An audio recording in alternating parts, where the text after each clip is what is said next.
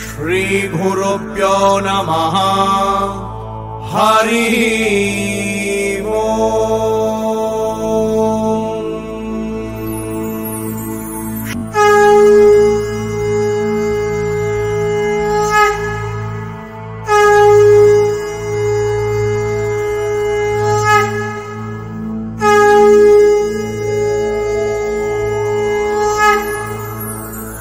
ఇప్పుడు నారదునికి అనుమానం వచ్చేది.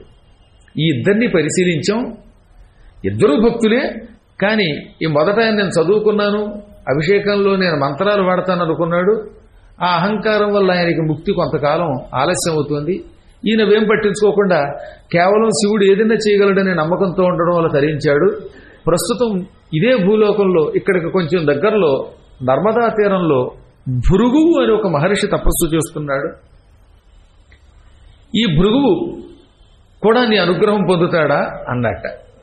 వెంటనే పార్వతీదేవి ఏమిటేమిటి, భృగు మహర్షి ఇక్కడ తపస్సు చేస్తున్నాడా, అయితే మనం తక్షణం అక్కడికి వెడదాం అని 3 రాత్రులు పూర్తి కాకుండానే ప్రయాణం అంది. మళ్ళీ విష్ణు బ్రహ్మ అందరూ కూడా అమ్మవారి దగ్గరకు వచ్చి, అమ్మ వద్దమ్మ 3 రోజులు ఇక్కడ ఉండు, నువ్వు ఉంటే నీ పేరు మీదుగా ఈ క్షేత్రం పవిత్రం అవుతుందని ఆవిడ బతిమారి 3 రాత్రులు ఉండేలా చేశారు. బ్రహ్మ విష్ణువుల మాట కాదనలేక ఆవిడ అక్కడ 3 రాత్రులు ఉంది. 4వ రోజు ఉదయమే బయలుదేరి నందివాహనం మీద ముందుగా శివపార్వతులు, వెనక నారదుడు బయలుదేరారు. హాయిగా ఆకాశ మార్గంలో వాహనం మీద ఆయన ఏ వాహనం లేకుండానే ఎగరగలడు. ఈయన నారదుడికి ఉన్న దివ్యశక్తి ఎక్కడికైనా పెడతాడు. అసలు దేవతలంటే వాళ్లే కదండి. నిజం చెప్పాలంటే శివుడికి మాత్రం వాహనం కావాలా? ఏదో నందీశ్వరుడి మీద అభిమానంతో తప్ప, లేకపోతే ఆయన తలుచుకుంటే ఆయనే ఎగరగలడు. అసలు ఎగరక్కర్లా, కన్ను మూసి తెరిచేలోపు అంతటా నిండి ఉన్నవాడు ఎక్కడి నుంచి రాగలడు. ప్రహ్లాదుని రక్షించడానికి గరుడు వాహనం మీద వచ్చాడా విష్ణువు? ఎరా డింభగా ఎక్కడున్నాడంటే, ఇందుగలడు అందులేడని సందేహము వలదు చక్రి సర్వోపగతుండెందెందుగదకి చూచిన అందందే కలడు దానవాగ్రని వింటి అనగానే అక్కడ పెద్ద స్తంభం ఉందిలేండి. డింభక సర్వస్థలముల అంభోరుహనేత్రుడుండు ననుచు మిగుల సమరంభంబున బలికెదవి స్తంభంబున జోపగలవే చక్రిన్ గిక్రిన్ అన్నాడు. అంతటా ఉన్నవాడు ఇందులో ఎందుకు ఉండడు అన్నాడు. ఆయన చేత్తో కొట్టేట. ఆయన మనకి సినిమాల్లో గద విసిరినట్టు కత్తితో కొట్టేట ఏం లేదు. అరచేత సభామండప స్తంభంబు వ్రేసిన అని ఉంటుంది పోతన గారి భాగవతంలో కూడా. అరిచేత్తో ఒక్క దెబ్బ కొట్టగానే ఆ స్తంభం పగిలిపోయింది. దాన్ని బట్టి హిరణ్యకశిపుడు ఎంత గొప్పవాడో ఆలోచించండి. చేత్తో స్తంభాన్ని పగలగొడితే గరుత్మంతా రావాయ్ ప్రహ్లాదుడు పిలుస్తున్నాడు అని గరుత్మంతు మీద ఎక్కి అలా అలా ఎగురుకుంటూ ఏం రాలేదు. ఆయన స్తంభం కాదు, మొత్తం ప్రపంచమంతా తన దివ్యశక్తితో నిండి ఉన్నట్టు, ఆయన వ్యాపించి ఉన్నట్టు. ఎక్కడ నుంచి పిలిస్తే హిరణ్యకశిపుడు అక్కడి నుంచి రావడానికి వీలుగా. హిరణ్యకశిపుడు ప్రహ్లాదుని అడుగుతాడు ఎక్కడున్నాడని. అప్పుడు ప్రహ్లాదుడు ఉన్నాడంటాడు. అప్పుడు వాడు స్తంభంలోంచి అంటే స్తంభంలోంచి, జెండాలోంచి అంటే జెండాలోంచి, మైకు గొట్టమంటే మైకు గొట్టంలోంచి, పువ్వు అంటే పువ్వులోంచి, నవ్వు అంటే నవ్వులోంచి, కొవ్వు అంటే కొవ్వులోంచి రావడానికి వీలుగా అంతటా తన మహామహిమతో నరసింహాకృతితో నిండి ఉన్నాడు అని రాశారు భాగవతం. ఆయన పరమాత్మ అంటే ఆయన లేని చోటు లేదు. అందుకే స్తంభంలోంచి టక్కులు వచ్చాడు, చంపేశాడు. ఇప్పుడు ఆయనకి ఏది వాహనం? కాబట్టి వాహనం ఉంది కాబట్టి సరదాగా అప్పుడప్పుడు ఉపయోగిస్తాడు తప్ప, ఈ వాహనం లేకపోతే ఆయనకి బెంగా లేదు. ఎక్కడికైనా ఆ క్షణమే వెళ్ళగలిగే అనంత వ్యాపక శక్తి పరమాత్మ సొత్తు. ప్రస్తుతం అలాగే నంది మీద ఎక్కి పార్వతీ పరమేశ్వరులు వచ్చారు తప్ప వాళ్ళు అక్కడ లేరా. అదే నారదుడు కూడా అంతే, ఏ వాహనం లేకుండా ఆకాశంలో ఎగరగలడు. భగవంతుడిచ్చిన వరం వల్ల నారదుడు తలచినంత మాత్రం చేత ఎక్కడికైనా వెడతాట. కన్ను మూసి తెరిచేలోపు ఇక్కడికి అక్కడికైనా తేడా లేకుండా వెళ్ళగలడు. పద్మాకర్ గారి పురాణానికి రావాలంటే టక్కున వచ్చేస్తాడు నారదు ఇక్కడికి. ఆయన నారదుడు రావాలంటే నేనే నారదుడిగా ఇంక మళ్ళీ వేరే వచ్చేదే ఉందిలండి. కాబట్టి వచ్చి అక్కడ కూర్చొని పురాణం చెబుతాడు. అలా నారదుల వారు వెనక వస్తూ ఉండగా ఇద్దరు భృగు ఉన్న చోటుకు వచ్చారు. అక్కడ భృగువు కఠోర దీక్షతో తపస్సు చేస్తూ ఉంటే అప్పటికి 1,00,000 సంవత్సరములు గడిచాయి. పార్వతీదేవి కోపం వచ్చేసింది.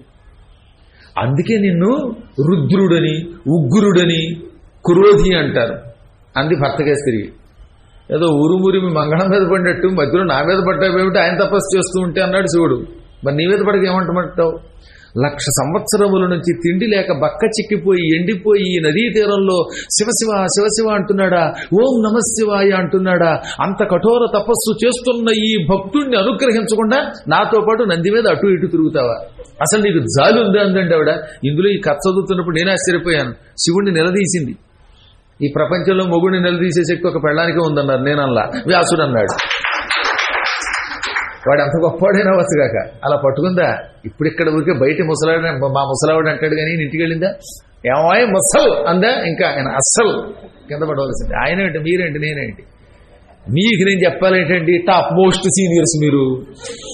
కాబట్టి ఎంత గొప్పవాడైనా ఆ సమయం వస్తే మాత్రం ఆవిడ అలా పట్టుకుందంటే ఆగవలసింది అని నేను అనలేదు. మళ్ళీ నా మీద పడకండి, ఇది వ్యాసులు వారు రాశారు ప్రాణంలో. అందువల్ల మీకు ఏదైనా అనుమానం వస్తే ఆయన అడగండి, కనపడితే. మళ్ళీ ఇప్పుడు గురువుగారు ఇలా అన్నారా అని అనొద్దు. ఎందుకంటే నేనేం చెప్పినా వ్యాసుడు చెప్పిందే చెబుతాను తప్ప నా సొంత పెత్తనం ఇట్లా ఇవన్నీ వ్యాసాలు, ఆయన రాసిన వ్యాసాలు, గురువుగారి వ్యాసాలకు. అంత గట్టిగా అడగగానే ఆయన నవ్వి, పార్వతి, నేను పాపాత్ముల మీద రౌద్రం చూపిస్తాను, పరమ పాపాత్ములైన రాక్షసుల మీద ఉగ్రత్వం చూపిస్తాను, కానీ భక్తుల దగ్గర నేను ఎంత కరుణామూర్తినో నీకు తెలుసు. నా వంటి కరుణామూర్తి లేడంటారు, నన్నంతా భోలాశంకరుడు అంటారు. ఉట్టి అమాయకుడు అనమాట. మాయా మర్మం తెలియదు. మిగతా వాళ్ళకంటే తొందరగా దొరికేవాడు శివుడే కదా. ఆయన భోలాశంకరుడు, కరుణాశంకరుడు. పిడికెడు బూడిద తింటూ 6 నెలల్లో తపస్సు చేస్తే మయుడు అనేవాడికి దొరికాడు. అలాగే సాల్వుడు అని ఒకడున్నాడు. సాల్వుడు శిశుపాలుడికి, జరాసంధుడికి, దంతభక్తుడికి స్నేహితుడు. వాడు మహాభారతంలో సాల్వుడి పేరు ఎరగనివాడు ఎవరు ఉంటారు? భీష్ముడి చేతిలో తుక్కుగా ఓడిపోయినవాడు వాడే. అంబని పెళ్లి చేసుకుంటానని తర్వాత వదిలేసినవాడు వాడే. వాడు 6 నెలలు రోజు గుప్పెడు బూడిద తిన్నట్టంతే. కేవలం గుప్పెడు బూడిద, పిడికెడు బూడిద తింటూ 6 నెలలు శివుడిని మెప్పిస్తే శివుడు ఏం కావాలో కోరుకోమన్నాడు. అప్పుడు వాడు నాకు విమానం కావాలి, దానికి సౌంభకము లేక సౌభకము అంటారు, ఆ విమానం ఇమ్మన్నాడు. ఈ విమానం ఆకాశంలో భూమి మీద ఎక్కడైనా తిరగాలి, నీళ్లలో కూడా తేలాలి. అది ఒక్కో చోట కొరివిలా కనపడాలి, ఒక్కో చోట చతురస్రాకారం, ఒక్కో చోట దీర్ఘ చతురస్రంలో ఉండాలి.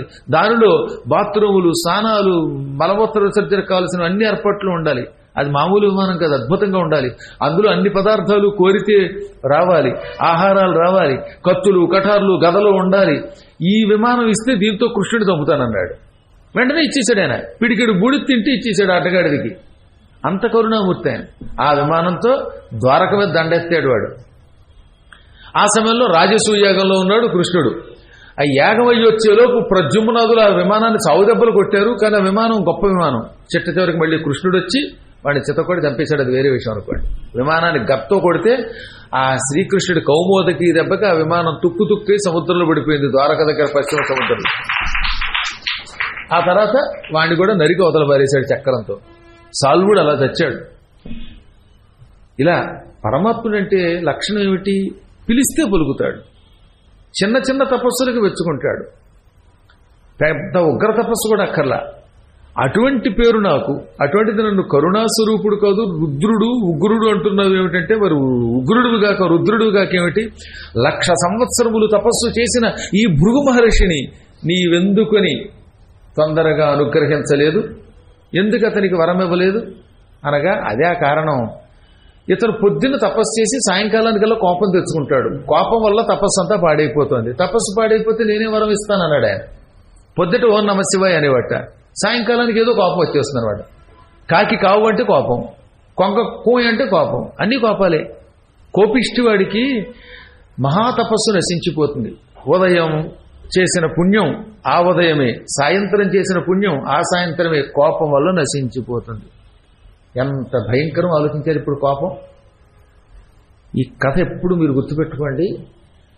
పరమ పవిత్రమైన ఈ భృగుగచ్చ తీర్థం ఉందే, ఇది స్కాంద పురాణంలో ప్రత్యేకంగా 192 అధ్యాయంలో చెప్పారు. దానికి ముందంతా భృగువు యొక్క కథ వస్తుంది, చిట్ట చివర నారాయణుడు పుట్టడం ఈ కథ అంతా వస్తుంది అన్నమాట. భృగుగచ్చ తీర్థం అని యూట్యూబ్లో కొట్టినా, యూట్యూబ్ కాదు అదేదో గూగుల్లో కొట్టేసి, ఈ మధ్యనంతా గూగుల్ అవధానాలేగా, డిక్షనరీలు చూడడం మానేశారు, గూగుల్లోనే కొట్టేయడం అనమాట. కత్తు అంటే ఏమిటి, ఇంకో నత్తు అంటే ఏమిటి అని కొట్టేస్తూ వచ్చేస్తుందట, అందులో డిక్షనరీ దొరికేస్తుందట. మేము అవధానాలు చేసేటప్పుడు ఏం కొట్టుకోకుండా చేసేవాళ్ళం, మా బుర్రతోటి కొట్టుకునేవాళ్ళం అని. ఇప్పుడు అన్నీ కొత్త కొత్త వచ్చేసాయి. చాలా అద్భుతమైన కథ ఇది. భృగు కచ్చ తీర్థం. ఎందుకంటే ఒక్కో చోట ఒక్కొక్క అధ్యాయం అయి ఉండొచ్చు కాబట్టి. రేవాఖండంలో ఉన్న గొప్ప కథ. కేవలం కోపం వల్ల తన జీవితం చాలా దెబ్బతీసుకున్న వాళ్ళలో భృగు ఒకడు. కాబట్టి రేపటి నుంచి మీరేం చేయాలి? కష్టపడి ఒక గంట సంధ్యావందనం చేసి గాయత్రి జపం చేసి వెంటనే ఏం చేయాలి? బయటకు వచ్చి తెగతిట్టేయాలి. అప్పుడు ఆ శక్తి అంతా ఉంటుంది కదా, అంతేనా? అందువల్ల ఎప్పుడు జపం చేశాక చాలా సాధువుగా ఉండాలట. జపము, హోమము, స్వాధ్యాయం అంటే వేదాధ్యయనం, ఇవన్నీ శాంతంగా ఉన్నవాడికి మాత్రమే ఫలిస్తాయి. క్రోధం సర్వనాశనమునకు మూల కారణమవుతుంది, పతనమునకు మూల కారణమవుతుంది. ధ్యాయతో విషయాన్ పుంసః సంగస్తేషోపజాయతే సంగాత్ సంజాయతే కామః కామాత్ క్రోధోభిజాయతే క్రోధాత్ భవతి సమ్మోహః సమ్మోహాత్ స్మృతి విభ్రమః స్మృతిభ్రంశాత్ బుద్ధినాశో బుద్ధినాశాత్ ప్రణశ్యతి. ఇది మనకి పరమాత్ముడు ఇచ్చిన గొప్ప సందేశం, కృష్ణుడు చెప్పిన సందేశం. ఒకదాన్ని వెనక మరొకటి, ఒక దుర్గుణం పుట్టి మనిషి ఎలా పతనమవుతాడో చెప్పారు. ఒక వస్తువుని పదే పదే ధ్యానం చేయటం వల్ల దాని మీద స్నేహం ఏర్పడుతుంది. తేలిగ్గా చెప్పాలంటే ఒక ఆయన ఒక 25,000 పెట్టి కొత్త సెల్ ఫోన్ కొన్నాడు. ఏవో రకరకాలు వస్తున్నాయి ఈ మధ్యన సెల్ ఫోన్లు, దాని టచ్ స్క్రీన్లు, పిచ్చి స్క్రీను, ఏదో ముచ్చిక స్క్రీను, ఇంకా కూడా వస్తున్నాయి కొత్త. ఏంటో బాయ్ కొత్త కొత్త ఫోన్లు ఏమిటో, డబల్ ప్లస్ ఏంటి, ఏదో మొత్తం మీద ఏదో దిక్మాల ఫోన్, నాకెందుకు కానీ ఇలా రకరకాల ఫోన్లు వచ్చాయి.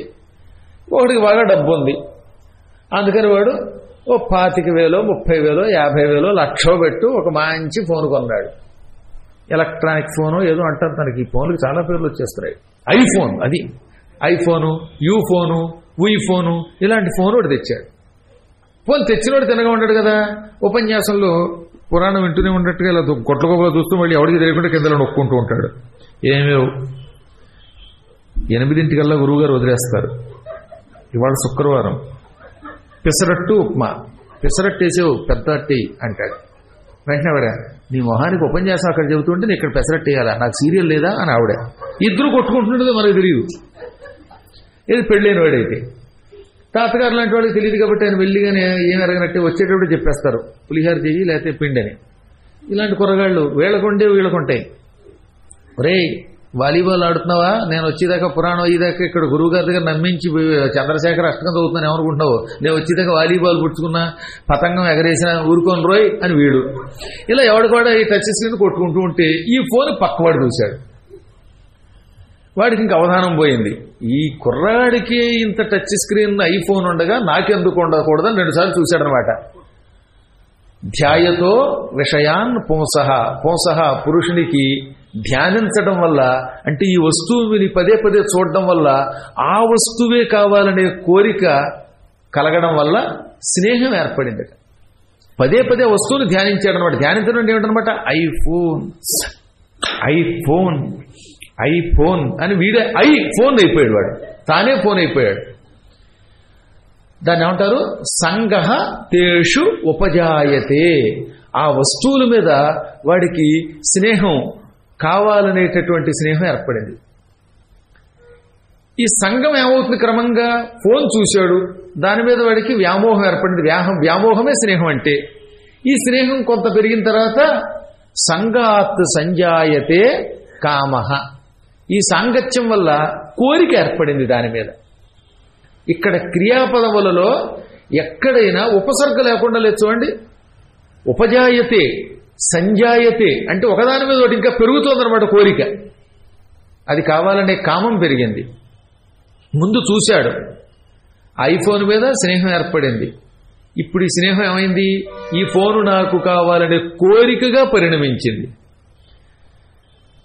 కొనుక్కోలేడు కదా వీడి దగ్గర. ఫైనాన్షియల్లీ మా డాడీ కొంచెం వీక్ అనుకున్నవాడు ఇప్పుడు ఈ ఫోన్ కొనలేడు. కొనలేకపోతే ఏమవుతుందన్నమాట, కామాత్ క్రోధ అభిజాయతే.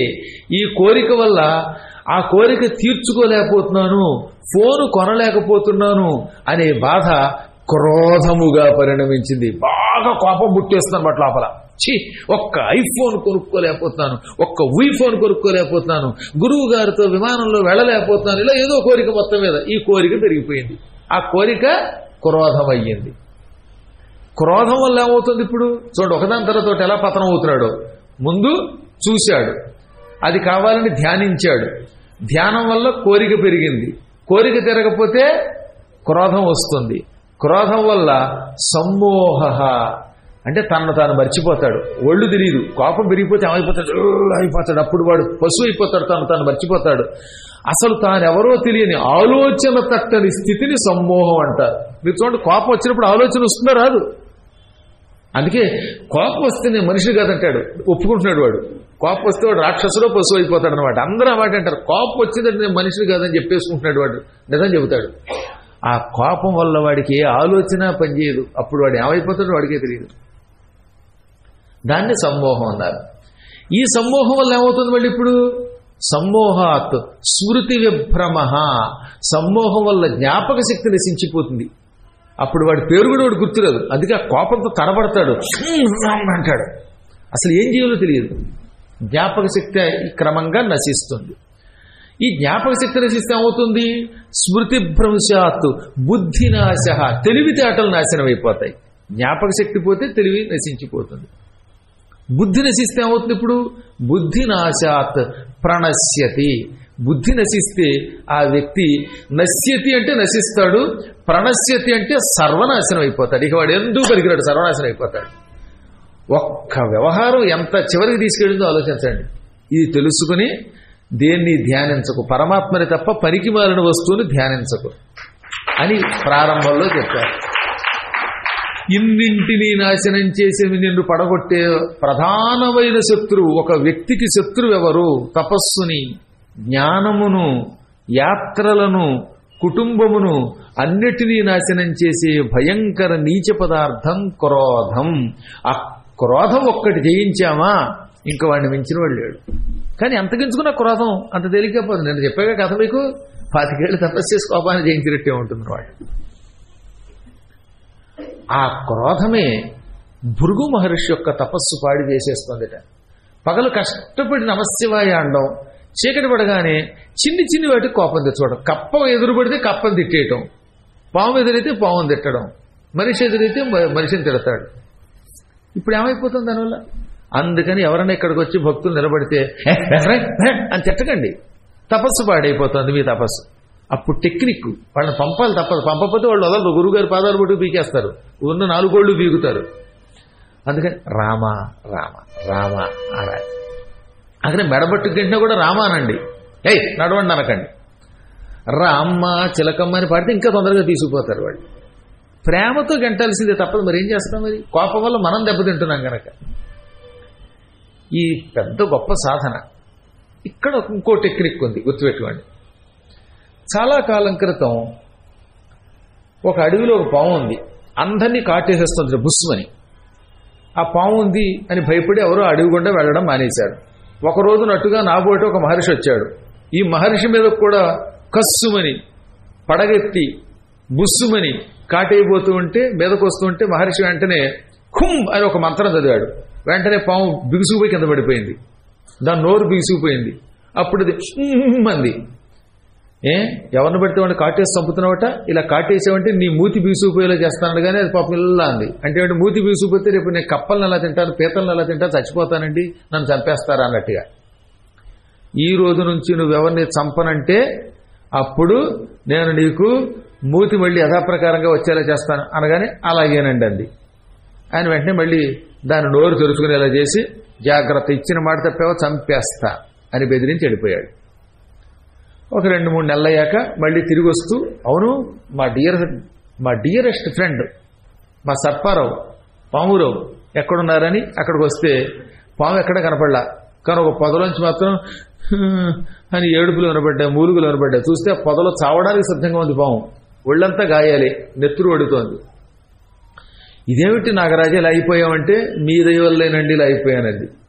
నేనేం చేశాను అనగా, మీరు ఎవరిని చంపొద్దన్నారు కదండి, దాంతో నేను ఎవరు వచ్చినా మాట్లాడకుండా అలా పడగ దింపుకుంటూ ఉంటే ఇది పనికి మాలిన పవన్ అందరూ కర్రెట్టు కొట్టి రాళ్ళెట్టు కొడుతూ ఉంటే అతి కష్టం ఇది పొదలో రహస్యంగా దాక్కున్నానండి, తిండి తిప్పలేక చచ్చిపోతానండి అది. అప్పుడు ఆయన పక్కున్నవాడు. ఓసి పిచ్చిపావా, నా బోధ నీకు అర్థం వల్ల, నేను చేసిన బోధ నీకు అర్థం కాల. కాటు వేయొద్దన్నాను కానీ బుస్సు అనొద్దన్నానా? కాటు వేస్తే వాడు చస్తాడు, కాటు వేయకూడదు. కానీ ఎవడన్నా వచ్చి చంపడానికి వస్తున్నట్టు బుస్సుని పైకి లేచేవనుకో వాడు హడిని పారిపోతాడు. బుస్స కొట్టు కానీ కాటేయద్దు అన్నట్ట. అలాగే మన భక్తుల్ని కోపంతో నడవద్దన్నా తిట్టద్దన్నాను కానీ రామ రామ అనద్దల్లా, ఇది బుస్సు, కాటేయద్దు. ఈ మళ్ళీ లేకపోతే డేంజర్. రామ రామ రామ రామ గురువుగారు వెళ్ళాలి రామ అనండి, దిక్కుమాలిందని నడవలేమే అనకండి. చూసారు అంతకాడే. కాబట్టి ఈ టెక్నిక్ బుర్రతో ఉపయోగించాలి మనం. We have to use our బుర్ర. లేకపోతే ప్రతివాడు నెత్తి మీద పెడతాడు ఒక కర్ర. ఇది కొంచెం జాగ్రత్తగా తపస్సు చేసి జీవితాన్ని నడుపుకోవలసిందే. నమః పార్వతీపతయే హర నమ. అందువల్ల ఏమిటంటే పాపం భృగు మహర్షి కేవలం ఈ చిన్ని చిన్ని కోపాలతోటి పాడు చేసుకుంటున్నాడు అనగానే అప్పుడు ఆవిడ ఏదైనా పర్వాలేదు మన బిడ్డండి, వాడు కస్సుమన్నా బుస్సుమన్నా వాడికి వరాలు ఇవ్వండి అనగానే అప్పుడు నారదుడు, భృగు నీ అదృష్టం, అమ్మవారు నీకు వరాలు ఇమ్మని శివుడిని తీసుకొచ్చింది, ఇదిగో పరమేశ్వరుడు అనగానే భృగు మహర్షి ఒక్కసారి ఆనందపడిపోయాడు. పాపం 1,00,000 సంవత్సరాల తపస్సు తర్వాత పార్వతీ పరమేశ్వరు దర్శనం అయ్యింది. విధంగా అమ్మవారు ఎంత ప్రేమస్వరూపిడి కరుణామూర్తి అనుకుని వెంటనే పాదాలకు నమస్కరించాడు. అమ్మా, నీ చెయ్యి పట్టుకోవడం వల్ల కదా శివుడికి ఎంత పేరు వచ్చింది అన్నట్టుది. నీవు లేకపోతే శివుడికి ఎంత పేరు వచ్చేదా? నీవే కదా ఆయనకి శక్తిని ఇచ్చావు అని ఆమెను పొగిడి, ఆమె లేకపోతే నువ్వేం చేస్తావు శివ అని ఈయన్ని పొగిడి, ఇద్దరిని అలా టెక్నిక్గా పొగిడాడు. శివుడికి భార్య అవడం వల్ల నువ్వు గొప్పదానివయ్యావు, పార్వతి భార్య అవడం వల్ల పరమేశ్వర నువ్వు గొప్పవాడు అయ్యావు అని పరిపరి విధాలుగా స్తుతించాడు. ఇక్కడ భృగువు చేసిన ఒక గొప్ప స్తోత్రం చాలా గొప్పది. ఈ స్తోత్రం అట రెగ్యులర్గా ఒక్కసారి చదివితే కోపం నుంచి బయటకు వస్తా అంట. పనులు టెక్నిక్గా చేసేటటువంటి శక్తి వస్తుంది, కోపం తగ్గిపోతుంది. కోపం తొలగి తెలివితేటలతో పనులు జరుపుకునే శక్తి మనకి ప్రసాదించే స్తోత్రం ఇది. మళ్ళీ చెప్తున్నాను, ఈ స్తోత్రం కనుక చదివితే కోపం తగ్గుతుంది, తెలివితేటలు పెరుగుతాయి. తెలివిగా అనవసరంగా ఎవరి మీద కోపగించకుండా తిట్టకుండా పనులు చేయించుకునే చాకచక్యం ఇది చదివినోడికి వస్తుందన్నమాట. మీరు కూడా చెప్పండి. ప్రణిపత్య భూతనాథం భవోద్భవం భూతిదం భయాతీతం భవభీతః భువనపతే విజ్ఞప్తుం కించిదిచ్ఛామి త్వద్గుణనికరాన్ వక్తుం కాశక్తిః మానుషస్యాస్య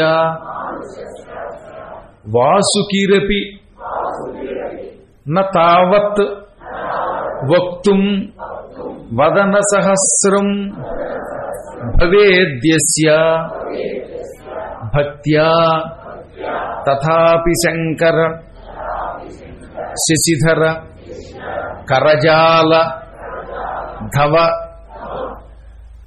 మళ్ళీ శశిధర కరజాల ధవలిత అశేష స్తుతిముఖరస్య మహేశ్వర ప్రసీద తవ చరణ నిరతస్య. ఇలా మీ చేత చెప్పించిన ఈ స్తోత్రం 2 సార్లు చదువుతాను. చదవడం వల్ల లాభం ఏంటంటే ప్రజలకు అందుతుంది. ఈసారి మీరు చెప్పకండి, కేవలం వినండి అంతే. ప్రణిపత్య భూతనాథం భవోద్భవం భూతిదం భయాతీతం భవభీతో భువనపతే విజ్ఞప్తుం కించిదిచ్ఛామి త్వద్గుణనికరాన్ వక్తుం కాశక్తిః మానుషస్యాస్య వాసుకిరపి న తావద్వక్తుం వదన సహస్రం భవేద్యస్య భక్త్యా తథాపి శంకర శశిధర కరజాల ధవలితాశేష స్తుతిముఖరస్య మహేశ్వర ప్రసీద తవ చరణ నిరతస్య. మళ్ళీ మూడోసారి చదువుతాను. ప్రణిపత్య భూతనాథం భవోద్భవం భూతిదం భయాతీతం భవభీతో భవనపతే విజ్ఞప్తుం కించిదిచ్ఛామి త్వద్గుణనికరాన్ వక్తుం కాశక్తి మానుషస్యాస్య వాసుకిరపి న తావద్వక్తుం వదన సహస్రం భవేద్యస్య భక్త్యా తథాపి శంకర శశిధర కరజాల ధవలితాశేష స్తుతిముఖరస్య మహేశ్వర ప్రసీద తవ చరణ నిరతస్య. దీనిని ఆర్యాఛందస్సు అంటారు సంస్కృతంలో. ఇదే తెలుగులో కందపద్యంగా మారింది, కానీ కందానికి దీనికి ఒక తేడా. కందంలో ఇంకో గురువు చివరన పెరుగుతుంది, ఇందులో ఒకటి తగ్గుతుంది అనమాట. ఈ ఆర్యాఛందస్సులోనే కాళిదాసు కూడా ఆర్యామంతర్విభావయే గౌరీమని అది రాసింది కూడా ఆర్య అని అమ్మవారిని తలుచుకుంటూ ఆర్యాఛందస్సులో రాశాడు ఆయన. చాలా గొప్ప స్తోత్రం ఇది. ఈ 3 శ్లోకాలు కూడా క్రోధాన్ని తగ్గిస్తాయి, తద్వారా తపశ్శక్తిని పెంచుతాయి, పనులు చేయడానికి పనికొచ్చే తెలివితేటలు ఇస్తాయి, 10 మందిని ఆకట్టుకునే శక్తిని ఇస్తాయి. ఇటువంటి స్తోత్రాలు ఎన్నెన్నో మన పురాణాల్లో ఉన్నాయి. ఇవన్నీ పెద్ద కష్టం కదండి. వీలున్నప్పుడు ఒక్కొక్క స్తోత్రం మనకు అవకాశం వచ్చినప్పుడు జపం చేసుకుంటాం, చదువుకుంటాం, లేకపోతే వింటాం. వింటే ఎంతో లాభం. ఇది కూడా మీకు అందే ఏర్పాటు మా వాళ్ళు చేస్తారు, యూట్యూబ్లో పెడతారు. సమస్త భూతములకు అధినాయకుడివైన నీకు నమస్కారం చేస్తున్నాను. నువ్వు పుట్టుటకి మూలకారకుడివి, కానీ నీకు మాత్రం పుట్టుక ఉండదు. ఈ పుట్టిన వారందరికీ సంపదలను ఇస్తావు, ఆహారం ఇస్తావు, పెంచుతావు, చివరికి నీలో లయం చేసుకుంటావు. భయానికి అతీతుడివి నువ్వు. నిన్ను తలుచుకున్న వాడికి భయం ఉండదు. అసలు నువ్వు సర్వభయాలకి అతీతుడివి. నీ అపూర్వ గుణములు, నీ మహిమలు వక్తుం వర్ణించడానికి, చెప్పడానికి ఎవడికి శక్తి ఉంది అన్నాడు ఆయన. త్వద్గుణనికరాన్, నీ గుణముల యొక్క సమూహమును వక్తుం వర్ణించడానికి, మానుషస్య మనుషునికి కాశక్తి, శక్తి ఎక్కడిది అంటే అర్థం ఏంటి? పరమేశ్వరుడి లీలలు ఎవరు వర్ణించలేరు. శివుడి యొక్క గొప్ప మహిమలు, ఆయన లీలలు వర్ణించడం ఎవడి వల్ల అవుతుంది? వాసుకిరపి నతావద్వక్తుం వదన సహస్రం భవేద్యస్య. వాసుకి అని ఒక సర్పం ఉన్నది, ఎప్పుడు శివుడి మెడలో ఉంటాడు. ఆయనకి ఎన్ని పడగలున్నాయి? సహస్రం, ఏకంగా 1000 నోళ్లు. పోని ఒక్కొక్క నోరుకి 2 నాలుకలు. 1000 పడగలు, 2000 నాలుకలున్న వాసుకి కూడా నిన్ను స్తుతించలేడు. ఇక ఒక్క తలకాయ ఉన్నవాడు, ఒక్క నాలుక ఉన్నవాడు ఏం వర్ణిస్తాడు? అంటే మానవుడు వర్ణించడానికి వీలు కానంత అపార విభూతి మహిమ నీ దగ్గర ఉన్నది. ఇలాంటి చమత్కారాలు మన పౌరాణికులు చెప్పారు. సాధారణంగా మానవులకి ఒక తల, అందులో ఒక్క నాలుక ఉంటుంది. ఈ ఒక్క నాలుగుతో ఏం వర్ణిస్తాడు నిన్ను? 2000 నాలుకలుండి 1000 శిరస్సులున్న 1000 పడగలున్నవాడే వర్ణించలేడు. ఒకప్పుడు కొంతమంది నిన్ను స్తోత్రం చేయాలనుకున్నారు. స్తోత్రం చేసి ఆ స్తోత్రం ఓ పేపర్ మీద రాద్దాం అనుకున్నారు. అందుకని ఏం చేశారట? మొత్తం భూమండలాన్ని ఓ పేపర్గా మార్చేశారట. ఎంత పెద్ద భూమి, ఎంత పెద్ద పేపర్ ఆలోచించాడు. అంత పెద్ద కాగితం తయారు చేశారట. ఇప్పుడు కాగితం సిద్ధంగా ఉందిగా, రాయడానికి ఏం కావాలి? పెన్నులు కావాలి. మొత్తం భూమి మీద ఉన్న చెట్లన్నీ పట్టుకొచ్చి పెన్నులుగా మార్చారు. భూమి ఏమో కాగితం అయ్యింది, భూమి మీద ఉన్న చెట్లన్నీ కలములు, లేఖినులు అయ్యాయి. వీటిలో ఇంకొయ్యాలి సిరా. ఇంకేం చేశారు? మొత్తం సముద్రంలో ఉన్న, సప్త సముద్రాల్లో ఉన్న నీరంతా పట్టుకొచ్చి ఇంకు చేసి ఆ ఇంకేమో ఇందులో పోసేశారు పెన్నుల్లో. పోసి ఈ కాగితం మీద శివుడి గొప్పతనం రాయడం మొదలుపెట్టారట. కానీ ఎంత ప్రయత్నించినా ఇంక అయిపోయింది, పెన్నులు విరిగిపోవడం మొదలుపెట్టి పేపర్ కూడా అయిపోయింది. కానీ ఈశ్వరుడి మహిమ వర్ణించడం ఎవడి వల్ల కాదు. ఆ ఈశ్వరుడు గురువు, అందుకే గురుగుణ లిఖానజాయ్ అన్నాడు. దీన్నే అద్భుతమైన హిందీ దోహాలో రాశారన్నమాట. సబ్ధరతి కాగజువను, మొత్తం భూమండలం అంతా కాగజ్ పేపర్ చేశాం. లేఖని సబ్ వనరాయ్, చెట్లన్నీ ఏం చేశాం? లేఖినులుగా మార్చాం, పెన్నులుగా మార్చాం. సాత్తు సముందరు మషికరు, సప్త సముద్రాల నీరు పట్టుకొచ్చి ఇంకు చేశాం. గురుగుణ లిఖా నజాయ్, గురువు గారి గుణాలు రాయడానికి మాత్రం కుదరలేదు. అంటే ఆయన గుణములు అన్ని గొప్ప అన్నమాట. అటువంటి గుణములు ఆదిశేషుడు వర్ణించలేడంటే, వాసుకి వర్ణించలేడంటే ఇక మా ఓటి వారు మేము వర్ణిస్తాం పరమేశ్వర. తథాపి అయినప్పటికీ శంకర ఓ శివ, భక్తితో నిన్ను మేము స్తోత్రం చేస్తాం. శక్తి లేకపోయినా నిన్ను స్తుతిస్తాం. ఎందుకని? శక్తి లేకపోవచ్చు, కానీ భక్తి ఉంది కాబట్టి శివుడు గొప్పవాడు అంటే చాలు, అదే మాకున్న పాండిత్యం. అందరిలాగా కవిత్వం రాయలేకపోవచ్చు, పద్యాలు రాయలేకపోవచ్చు, వర్ణించలేకపోవచ్చు, భాష లేకపోవచ్చు, అయినప్పటికీ మాకు భక్తి ఉంది కనుక రోజు అన్నమాటే అంటాం. ఏముంది? భక్తుడికి ఏమీ లేకపోయినా వాడికి అండం ఒక 2 ముక్కలు వచ్చు కదా, హర అండం వచ్చు. హరహర హరహర హరహర అంటే చాలు, పాపాలు హరించుకుపోతాయి. అద్భుతమైనటువంటి నీ తెల్లదనంతో ఈ ప్రపంచం అంతా నిండిపోతున్నది. శివుడు చాలా తెల్లనివాడు, ఆయన ప్రత్యక్షమైతే ఆ తెలుపుతో ప్రపంచం నిండిపోతుంది. అటువంటి తెలుపు మా మీద పడితే, నీ సత్వగుణం మా మీద పడితే మాకు మా స్థాయిలో వర్ణించే శక్తి ఎందుకు రాదు? అలాగే వస్తుంది.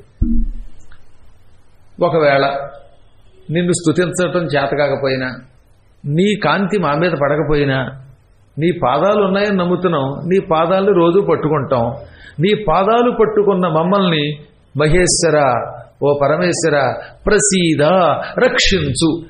పరమాత్మునికి ఒక లక్షణం ఉంది, స్తోత్రము రాకపోయినా పర్వాలేదు, అభిషేకము చేసే విధానము తెలియకపోయినా పర్వాలేదు, మంత్రము తెలియకపోయినా పర్వాలేదు, ఆయన పాదములు ఉన్నాయి అని నమ్మి పాదములను పట్టుకుంటాము అని అన్నంత మాత్రం చేత అనుగ్రహిస్తాడు.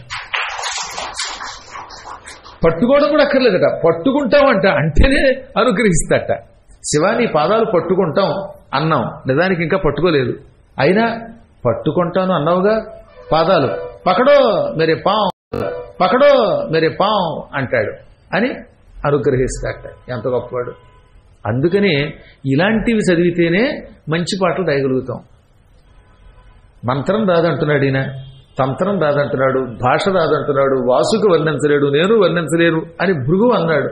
అదే మంత్రయుక్త పూజ చేయ మనసు కరుగునా, మంత్రయుక్త పూజ చేయ మనసు కరుగునా, మంత్రమో తంత్రమో ఎరుగనైతినే, మంత్రమో తంత్రమో ఎరుగనైతినే, నాదమేదో వేదమేదో కాననైతినే, వాదమేల పేద బాధ తీర్పరావయ, స్వామీ మహేశ పాప వినాశ కైలాసవాస ఈశ, నిన్ను నమ్మినాను రావా నీలకంధర.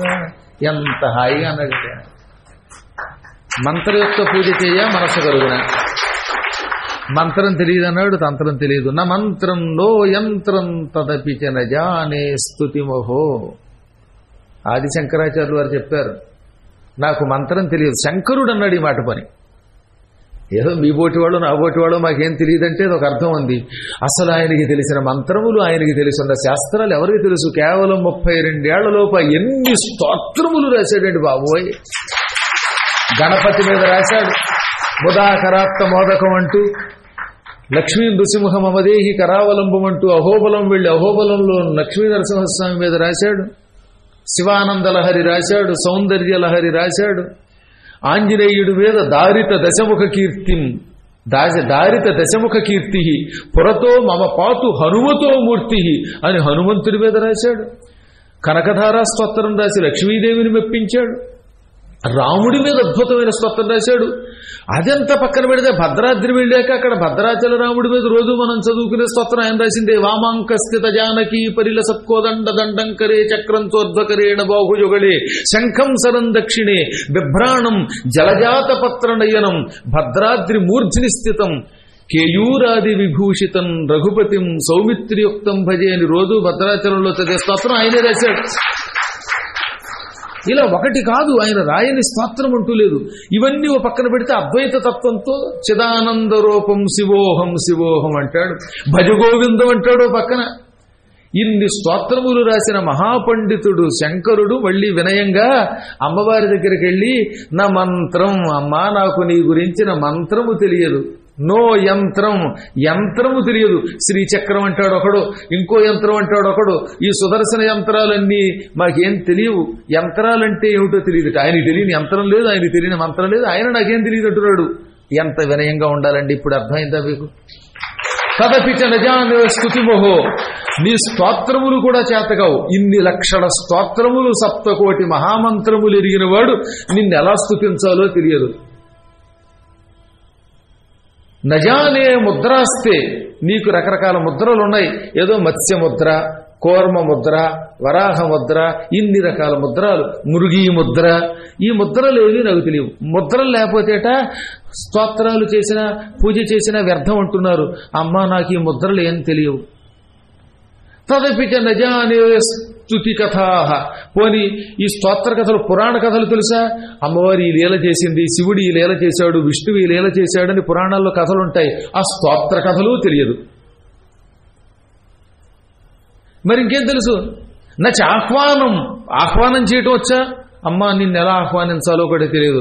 ఆవాహయామి, ఆవాహనం సమర్పయామి, ఇవేం నాకు తెలియదు. ధ్యానం తెలుసా? ధ్యానము తెలియదు.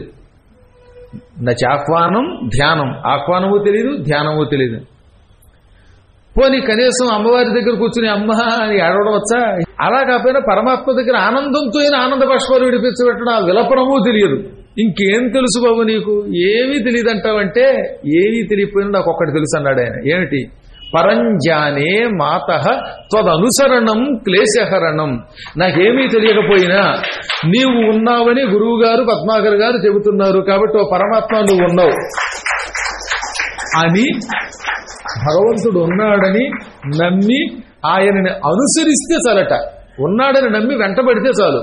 అలా అనుసరిస్తే అది క్లేశహరణం, మన కష్టములను నశింపచేస్తుంది, కష్టాలు తొలగిస్తుంది. కాబట్టి భగవంతుడిని పూజించడానికి నానాయాతన వద్దు. ఉన్నాడు, అటు శ్రీదేవి అటు భూదేవి, మధ్యలో ఉన్నాడు మా స్వామివారు నారాయణుడు. ఆయన ఉన్నాడన్న మీరు రోజు దండం పెట్టండి. దగ్గరకు వచ్చో దూరం నుంచో నువ్వు ఉన్నావు, నమ్ముతున్నావు, అనుసరిస్తున్నావు అని ఒక్క దండం పెడితే, నమస్కరిస్తే, ఆ నమస్కార మాత్రము చేతనే కష్టములు తొలగిపోతాయి కనుక ఆయన పరమాత్మ అన్నారు. అదన్నమాట ఇందులో చెబుతున్న మాట. నాకు మంత్రం తెలియదు, తంత్రం తెలియదు, మనస్సు కరుగుతుంది అనుకోవడానికి ఏమీ తెలియదు, నాదం తెలియదు, వేదం తెలియదు అని అంటున్నవాడు ఇక్కడ కూడా భృగువే. మీకు ఇవాళ ఎన్ని స్తోత్రాలు చెప్పారంటే భృగు వంకతో, భృగువు నాకేం తెలియదు, వాసుకు వర్ణించలేడు అంటాడు, శంకరుడు నాకేం తెలియదు అంటాడు, పాపం భక్త కన్నప్ప గారు ఇంతగా పాడాడుగా, ఆయన నాకు అసలు ముందే తెలియదు అన్నాడు. ఇంతలా ఉంటే భూలోకంలో కొంతమంది మేము ప్రవచన వాచస్పతులం, సమన్వయ సరస్వతులం, మేమే సమస్త ప్రపంచంలో కల గొప్పవాళ్ళు, మమ్మల్ని మించిన వాళ్ళు లేరండి ఎవరన్నా అనుకుంటే అంతకంటే తెలివి తక్కువతనం ఉంటుందండి. అందుకే ఎవరన్నా పిలిస్తే నాకు నవ్వొస్తుందన్నమాట. అమ్మ బాబాయనికి రాంది లేదు, ఎక్కడి నుంచి ఏ మూలన్నా చెప్పేస్తారని అన్నారు అనుకోండి, పొగిడితే ఇది ఉట్టి భ్రమ. శక్తి కొంచెం వంచన లేకుండా చదువుకున్నది చెప్పగలుగుతున్నాం మేమంతా, మాకు తెలిసినంత వరకు ప్రయత్నిస్తున్నాం. కానీ ఈ ప్రపంచంలో సరస్వతి అంటే ఆ పరమాత్మే, పరమాత్మలాగా వినయంగా ఉండడం నేర్చుకోవాలి. మాకన్నీ తెలుసు, మేమంతే ఇది ఇది అది ఇది ఏదో చెప్పేస్తున్నాం, అది సోది. ఎప్పటికీ మానవుడు సంపూర్ణ జ్ఞాని కాలేడు. సర్వజ్ఞనామధేయము శర్వునకే, శివుడికి తప్ప సర్వజ్ఞుడనే పేరు లేదు. ఓసారి శ్రీనాథ మహాకవి సర్వజ్ఞ సింగభూపాల మహారాజు దగ్గరికి వెళ్ళాడు. సింగభూపాలుడు చాలా గొప్పవాడు. ఆయన దగ్గర ఓ వేసి ఉండేది, చాలా గొప్పవాడు అండి, భోగిని. ఆవిడ పేరు భోగిని దండకం పోతన గారు కూడా రాశాడు మొదట్లో, తర్వాత ఆయన మారిపోయాడు, అది వేరే విషయం. ఈ సర్వజ్ఞ సింగభూపాలుడి మీద అద్భుతమైన పద్యం చెప్పాడు శ్రీనాథుడు. ఏమని? సర్వజ్ఞనామధేయము శర్వునకే, రావు సింగ జనపాలునకే ఉర్వింజల్లును, తక్కురు సర్వజ్ఞుండనుట కుక్క సామజమనుటే అన్నాడే. ఆయనకి సమస్య ఇచ్చారట, కుక్క సామజమొగుటే. దానికి ఈ పద్యం చెప్పాడు. దీని అర్థం ఏమిటి?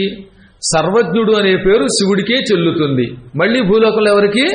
రావుసింగ జనపాల మహారాజు గారికి, రావుసింగము అని పేరు కలిగినటువంటి మహారాజు గారికి చెల్లుతుంది. ఈ భూలోకంలో సర్వజ్ఞుడంటే అయితే శివుడు లేదా మా రావుసింగ మహారాజు గారు, వీళ్ళకి తప్ప ఇంకెవరికీ సర్వజ్ఞుడనే పేరు చెల్లదు.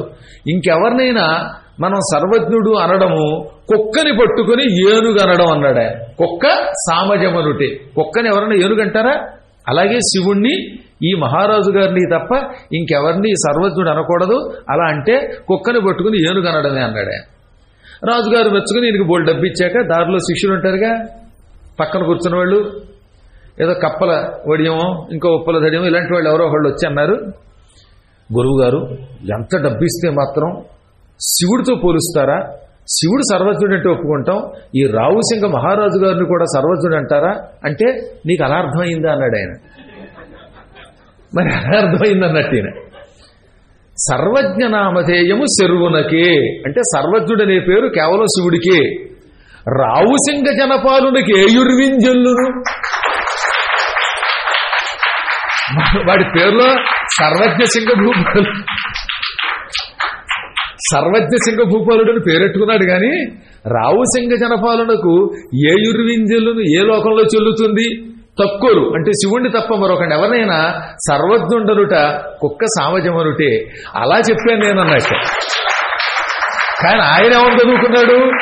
సర్వజ్ఞ నామధేయం శర్వునకే, రావుసింగ జనపాలునకే, ఉర్వింజల్లును భూమి మీద చెల్లుతుంది, తక్కువ సర్వజ్ఞుండనుడు కుక్క సామజమనుటే అన్నాడు. పద్యం చదివేటప్పుడు అలా ఎలా విరవాలో అలా విరవాలి. పైకేమో పొగిడినట్టు ఉంటుంది, ఇదో ఇలా ఉంటుంది. చూచారు అంత విచిత్రం. అందుకని మహాకవులతో పెట్టుకుంటే ఏదైనా అనగలరు వాడు. ఇదే పద్యం అలాగా ఇలాగా చదవచ్చు అన్నమాట. అందువల్ల పరమాత్ముడు తప్ప ఇంకెవ్వరము కూడా మనం సర్వజ్ఞులం కాలేమండి ఎప్పటికీ. అలా అనుకున్నట్టు భ్రమపడద్దు. ఆ భ్రమ, ఆ అహంకారం ఎంత వాణ్ణైనా పడగొడుతుంది. యయాతి మహారాజు గారు మహాతపస్సు చేసి యజ్ఞములు చేసి స్వర్గానికి వెళ్ళాడు. మహాభారతం ఆదిపర్వంలోని గొప్ప కథ అది.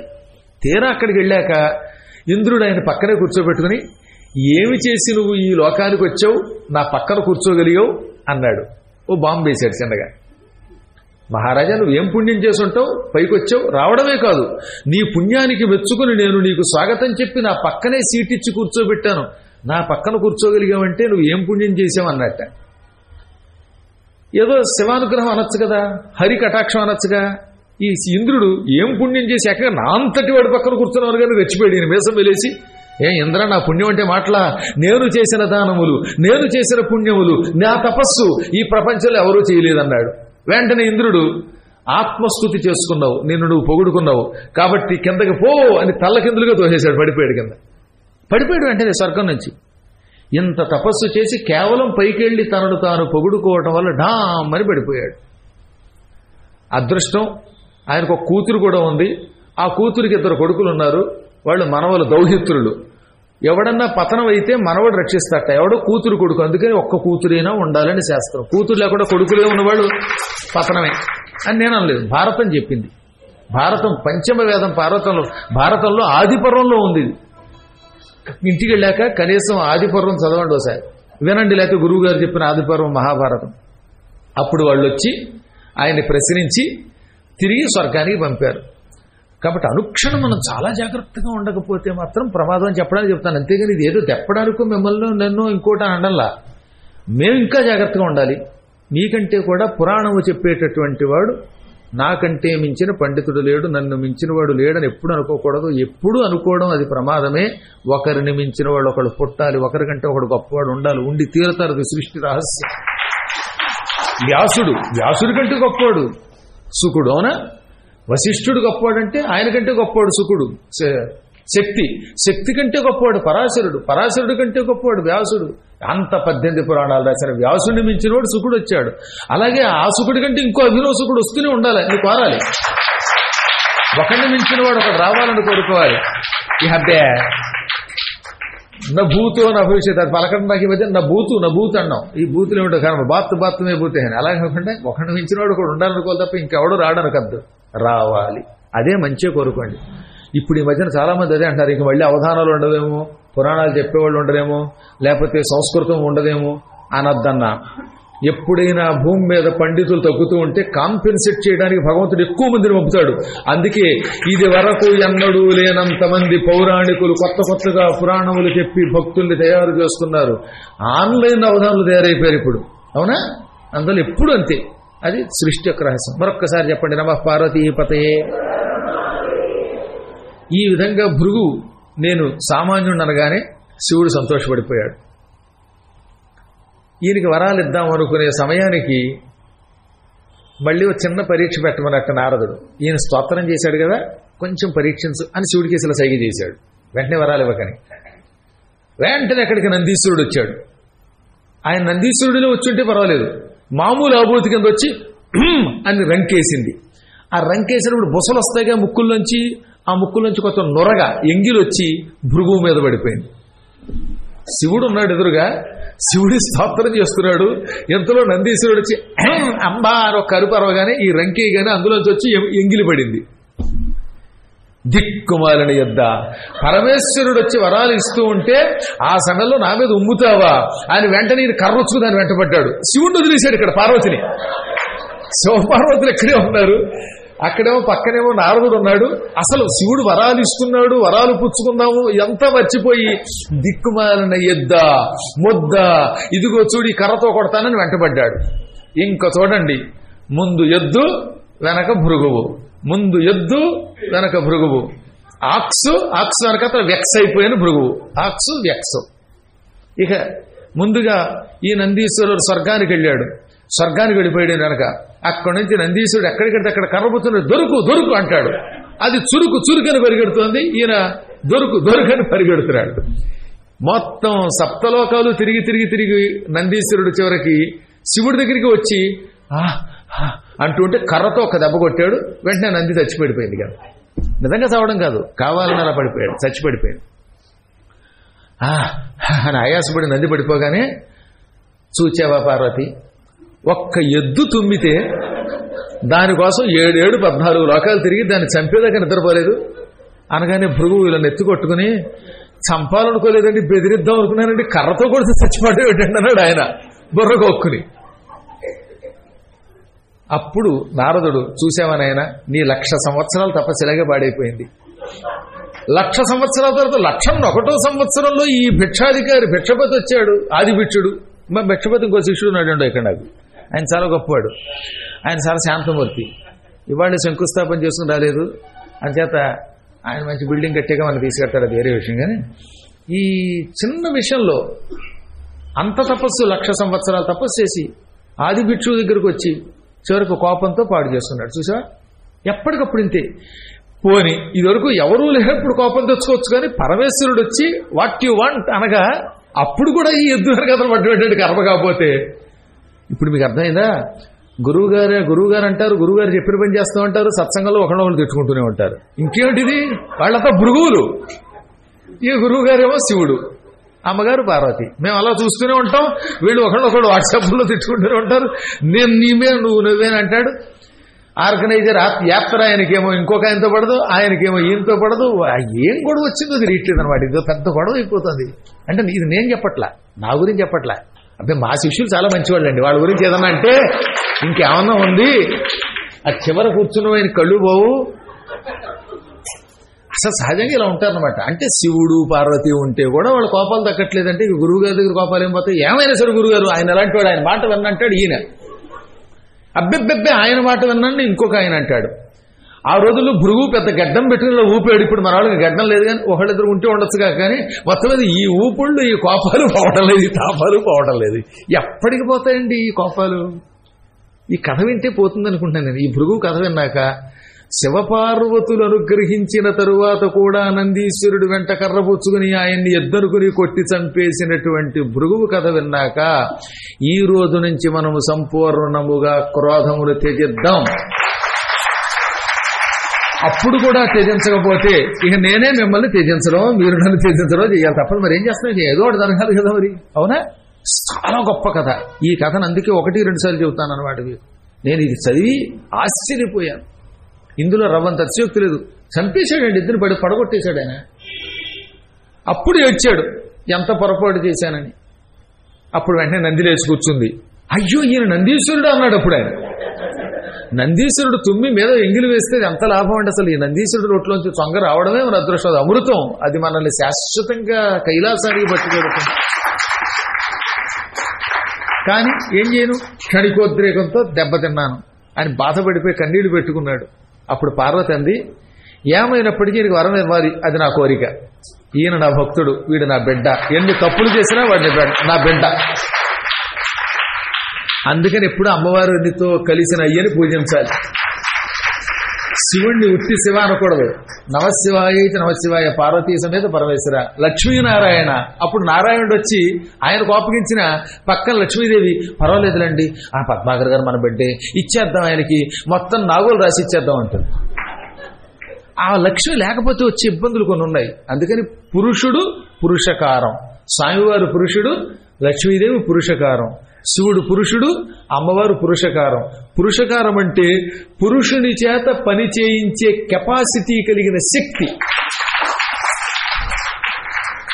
అప్పుడు శివుడు సరే అయితే నీకేం కావాలని ఆయన భృగు, నేనైతే నీ కోపాన్ని చూచి మళ్ళీ తపస్సు చేసుకో అనేవాణ్ణి. కానీ అమ్మవారు నందిని చంపేసినా పర్వాలేదు, ఇంకో పని చేసినా పర్వాలేదు, నీకు వరం ఇమ్మంటోంది. So I want to give you a boon, ఎక్ వరం, కోరుకో అంది.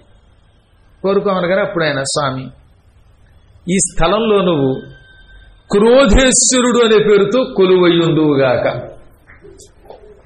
మళ్ళీ పేరు కూడా నిష్క్రోధేశ్వరుడు కదట, క్రోధేశ్వరుడు అనగా క్రోధం వల్ల భృగు పాడైపోతున్నప్పుడు వచ్చిన ఈశ్వరుడు అని నీ పేరు మీదుగా ఇక్కడ ఉండాలనగానే శివుడు ఒక లింగ రూపం ధరించాడు. ఎప్పటికీ ఆ లింగం ఉంది, దానికి క్రోధేశ్వరుడు అని పేరు. ఒకసారి ఈసారి అదేదో గూగుల్ ఉంటుందిగా జీ అని, అందులో వేర్ ఈజ్ క్రోధేశ్వర్ అని కొట్టండి. లేకపోతే మేమే క్రోధంతో ఉన్నా వేరే క్రోధేశ్వరుడు, నేనే క్రోధేశ్వరుడు అనుకుంటే వేరే విషయం. ఒక ఆయన అలాగే ఈ కథ అన్నాక భార్య దగ్గరికి వెళ్ళాడు. ఒకప్పుడు నేను పురాణం చెప్పినప్పుడు, క్రోధేశ్వరుడు అంటే నేనే, నా నెత్తి మీద నీళ్లు అభిషేకం చేయను కానీ ఆవిడ వెంటనే వేడి నీళ్లు కాకుండా చన్నీళ్లు పోసింది, తప్ప కన్నీళ్లు పెట్టుకున్నాడు లేండి. ఆ శివుడు క్రోధేశ్వరుడి మీద నీళ్లు వస్తే ఏం తట్టుకుంటాడు, ఈయన మీద నీళ్లు వస్తే ఏం తట్టుకుంటాడు? అవునా? క్రోధేశ్వరుడు ఇప్పటికీ నర్మదా తీరంలో ఉన్నాడు. నాయన నీ కోరిక మీద భార్యా సమేతంగా భార్యని పానవట్టం చేసి నేను క్రోధేశ్వరుడనే పేరుతో లింగం అయ్యాను. ఇంకేం కోరిక ఉందంటే, స్వామి ఈ తీర్థమునకు నా పేరు పెట్టి భృగు తీర్థము అను అన్నట్ట. అప్పుడు మళ్ళీ శివుడు అన్నాడు, కుదరదు. ఎందుకో తెలుసునా, ఈ తీర్థమునకు ఒకప్పుడు విష్ణు వచ్చి తాబేలు రూపంతో కొంతకాలం తిరిగాడు. ఆ తర్వాత మళ్ళీ మందర పర్వతాన్ని ఎత్తడానికి కూడా కూర్మావతారం ఎత్తాడు. ఆ కూర్మావతార సమయంలో ఇక్కడికి వచ్చి కాసేపు తిరిగాడు. అందుకని ఈ ప్రాంతం ఆయనది. ఆయన పేరు లేకుండా నీ పేరు మీదుగా భృగు తీర్థం ఎలా అంటాం? నీకు ఇంకా నీ పేరు పెట్టుకోవాలనే కోరికుంటే స్వామిని శ్రీమన్నారాయణ నుండి ప్రార్థించు, నేను కూడా నీకు రికమెండేషన్ లెటర్ ఇస్తాను, ఆయన వచ్చేదాకా ఇక్కడ ఉంటానన్నట్ట. అనగానే అప్పుడు ఆయన అత్యంత భక్తి శ్రద్ధలతో శ్రీ మహావిష్ణువుని చాలా భక్తితో ధ్యానం చేశాడు, గానం చేశాడు. భృగువుకి కంఠం మంచిదండోయ్. భృగు ఒకడో, శుక్రాచార్యుడు, వీళ్ళు బృహస్పతి, ఇటువంటి వాళ్ళకి మంచి మధుర కంఠం ఉంటుంది. వాళ్ళు పాడితే రాళ్లు కరిగిపోతాయట. కొందరు పాడితే రాయి కరిగి నీరై ప్రవహిస్తుంది, కొందరు పాడితే నీళ్లు కూడా రాళ్ళు అయిపోతాయి. ఆయన నిజంగా పరమమధురంగా పాడాట, చాలా అందంగా గానం చేశాడు. ఆయన గానం చేసినటువంటి స్తోత్రం ఇప్పటికి కూడా పద్మపురాణంలో ఉంది అంటారు. అది ఈ మధ్య లుప్తమైపోయింది, కనపడటం లేదు. కానీ భృగు విష్ణువుని ధ్యానం చేశాడు. నిజానికి చాలా మందికి తెలియదు ఏంటో తెలుసా, అందులోని ఒక శ్లోకమే శాంతాకారం శ్లోకం. అది వ్యాసుడు పురాణములో రాశాడు తప్ప ఈ శ్లోకం మొట్టమొదట రాసినవాడు భృగువు. కానీ గ్రంథస్థం చేసింది వ్యాసుడు అవడం వల్ల వ్యాసుడి పేరు మీద ఉన్నదనమాట. శాంతాకారం భుజగశయనం పద్మనాభం సురేశం విశ్వాకారం గగన సదృశం మేఘవర్ణం శుభాంగం లక్ష్మీకాంతం కమలనయనం యోగి హృద్యానగమ్యం వందే విష్ణు భవభయహరం సర్వలోకైకనాథం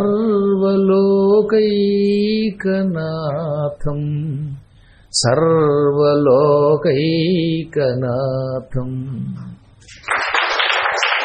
పరమశాంతస్వరూపుడైన కోపగించటమే ఎరగనివాడండి. భగవంతుడు వాసుదేవుడికే కోపం వస్తే ఈ లోకంలో ఒక్కడ బతుకుతాడా? సత్వగుణ ప్రశస్తుడాయన. ఎప్పుడు కోపాన్ని పానుపుగా పెట్టుకుని కోపగించకు అంటాడు. బుస్సుమనే పావుని పడుకోబెట్టి దానికి కూడా కోపం లేకుండా చేసినవాడు ఆయన. అందుకే భుజగసేనం అంటారు శాంతాకారం తర్వాత. ఆదిశేషుడికి పావులకి సహజంగా కోపం ఎక్కువ కదా. స్వామివారు పడుకోవడం వల్ల ఆదిశేషుడు శాంతస్వరూపుడైపోయాడు. దాన్ని బట్టి అంత శక్తి అది స్వామి ఆలోచనతో.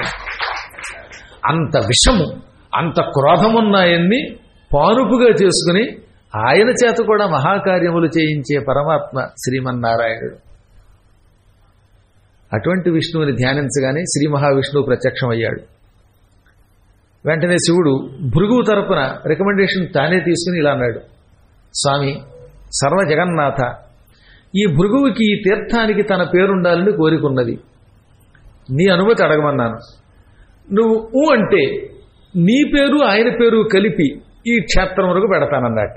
పరమాత్ముడు శ్రీ మహావిష్ణువు కాదంటాడు. అందులో శివుడు అడిగితే తథాస్తు అన్నాడు. అప్పుడు భృగువు పేరులో ఉన్న భృగువు, భృగు శబ్దం, కచ్చపలో ఉన్న కచ్చ, ఈ రెండు కలిపి దానికి భృగు కచ్చ తీర్థము పా తీసేశారన్నమాట. కచ్చ అన్న కచ్చప అన్న అదే. అందుకని భృగు కచ్చ తీర్థము అంటారు. అక్కడ క్రోధేశ్వరుడు అనే పేరుతో శివలింగం ఉన్నది.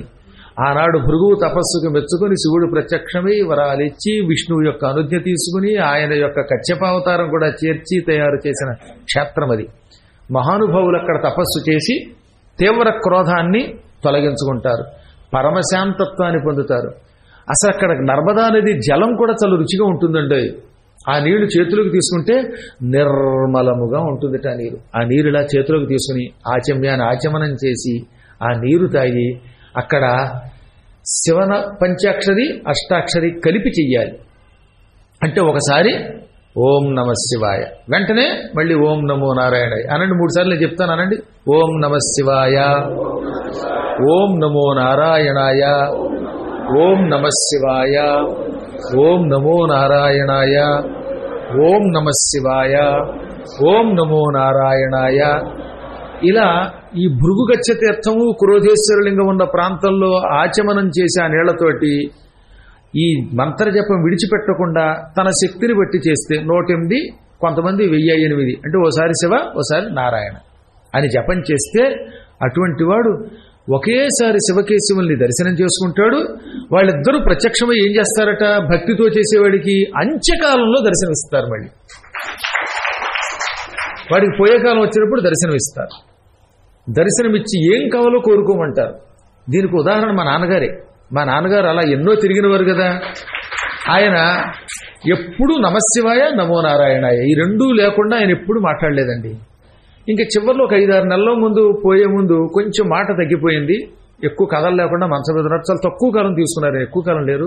ఎందుకంటే ఆయన ఆరోగ్యంగా హాయిగా బతికారు మహాత్ములు. 86 ఏళ్లు గడిచే 1916, 2001 అంటే ఇంచుమించుగా 86 years వయస్సులో ఆయన వెళ్ళిపోయారు. ఉత్తరాయణ పుణ్యకాలం కోసం ఆగారు ఆయన. సరిగ్గా సంక్రాంతి వెళ్ళిపోయింది, ఇంక ఉత్తరాయణం వచ్చిందని తెలుసు మాకు. ఆయన వెళ్ళిపోయింది మాఘ బహుళ పంచమి. అంటే మీకు తెలుసా, 10వ రోజు ఏమవుతుంది, ధర్మోదకాలు ఇచ్చే రోజు మహాశివరాత్రి పర్వదినం.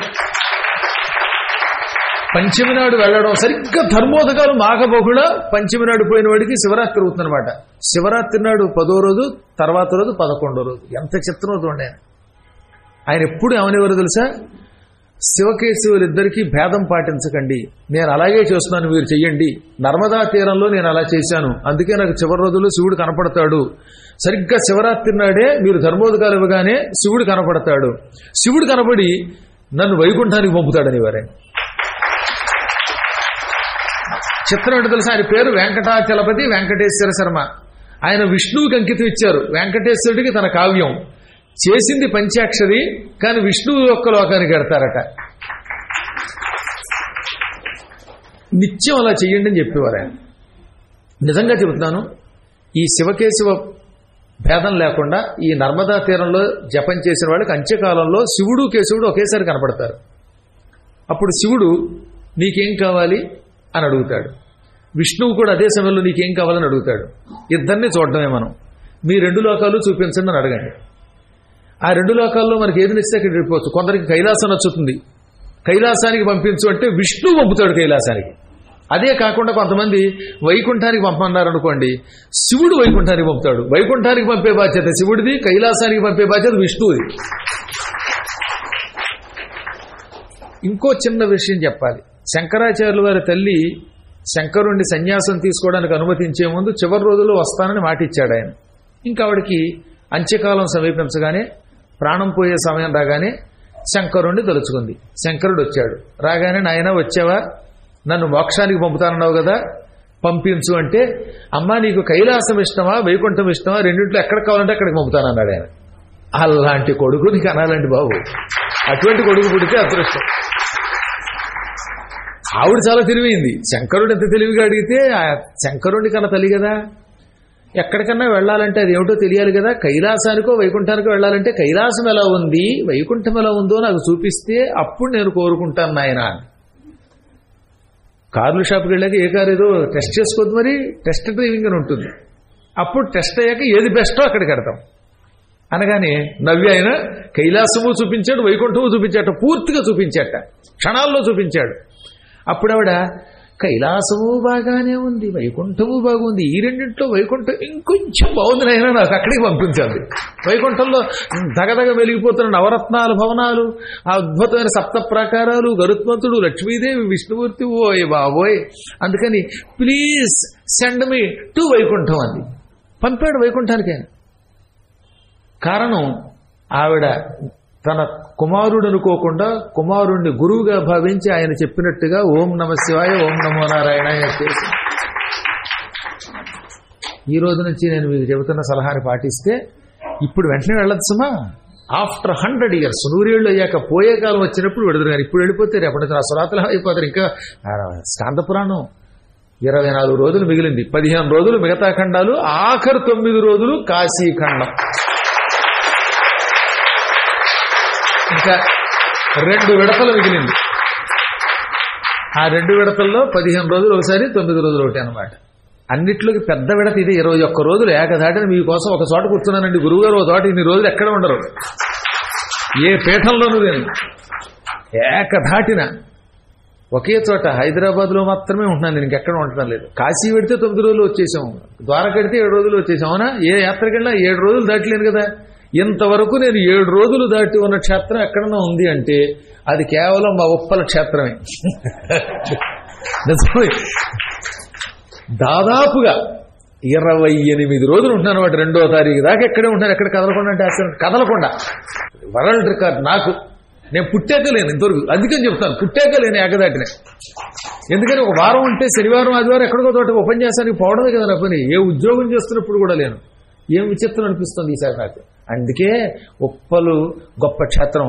ఉప్పల్లో నెలకొన్న కోనేటి రాయుడు వాడని వాడుకోతున్నవాడు. గురువుగారు అప్పుడప్పుడు చెప్పే అప్రస్తుతం కాసుమా. కొన్ని క్షేత్రములకు ఆ మహిమ లేకపోతే గురువుగారు అక్కడే ఎందుకు మకం పెట్టారో మీకు తర్వాత తెలుస్తుంది. ఆ క్షేత్రములకు, ఆ ప్రాంతములకు అంత శక్తి. నేను ఒక ప్రవచన మండపం కట్టానంటే, లేక ఒక ఇల్లు కట్టానంటే, అక్కడ ఉంటున్నానంటే అక్కడ భూమి మహా తపస్యాలురకు నిలయం అయితే తప్ప, పవిత్ర క్షేత్రమే తప్ప వెళ్ళలేమన్నమాట. సరే, ఏది ఏమైనప్పటికీ భృగు మహర్షి ఈ విధముగా శివకేశవుల అనుగ్రహం పొంది, వారిద్దరి అనుగ్రహంతో అక్కడ భృగు కశ్యప తీర్థం ఏర్పాటు చేశాడు. క్రోధేశ్వరుడు ఇప్పటికీ అక్కడ ఉన్నాడు. ఇందాకనే చెప్పినట్టుగా ఆ క్షేత్రంలో స్నానం చేసుకుంటే మీకు సకల శుభాలు కలుగుతాయి. అప్పుడు మీరు పరస్పర ఐకమత్యంతో ఉంటారు. మీకు గురుకటాక్షం ఉంది, సందేహం లేదు. ఏదో చిన్న చేతగా అప్పుడప్పుడు కోపాలు వచ్చి ఎవడికాడు నేనే అనుకున్న లోపాలున్నా, భృగువులో లోపాలు అమ్మవారు తొలగించినట్టుగా మీలో ఉన్న లోపములు తొలగించడం కోసం నేను వచ్చాను. నన్ను నమ్మి ఆయా క్షేత్రములలో ఆ విధముగా ఉండండి. ఇప్పటికి మనకి వరుసగా 21 రోజుల్లో 19 రోజులు గడిచాయి. ఇంకా 2 రోజులు మిగిలాయి. స్వస్తి ప్రజాభ్య పరిపాలయంతాం న్యాయ్యేన మార్గేణ మహీం మహిషాః గోబ్రాహ్మణేభ్యః శుభమస్తు నిత్యం. లోకాః సమస్తాః సుఖినో భవంతు.